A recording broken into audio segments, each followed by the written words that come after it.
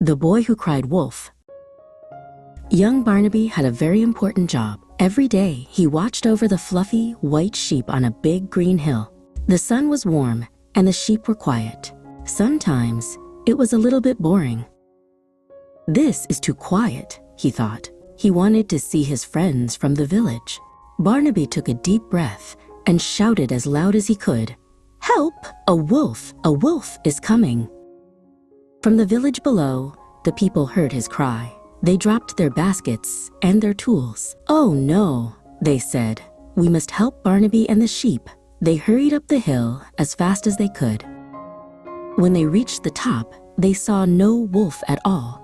Barnaby was laughing and laughing. "It was just a joke," he giggled. The villagers were not angry, but they were a little sad.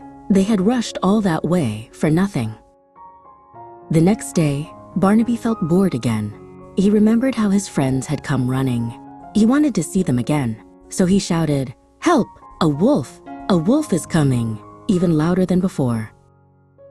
The villagers heard him again. "Is it really a wolf?" they wondered.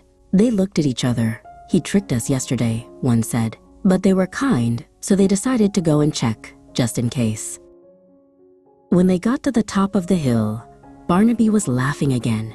"I got you twice," he said. The villagers sighed. They shook their heads and walked back down the hill. Their trust in Barnaby was starting to fade. Later that afternoon, Barnaby was watching the sheep when he saw a shadow in the trees. It was big and gray.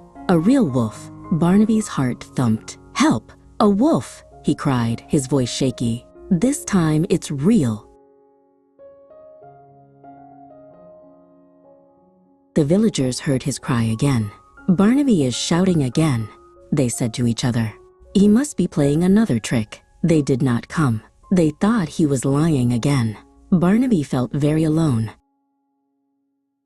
Barnaby watched sadly as the wolf barked and chased the sheep away, one by one.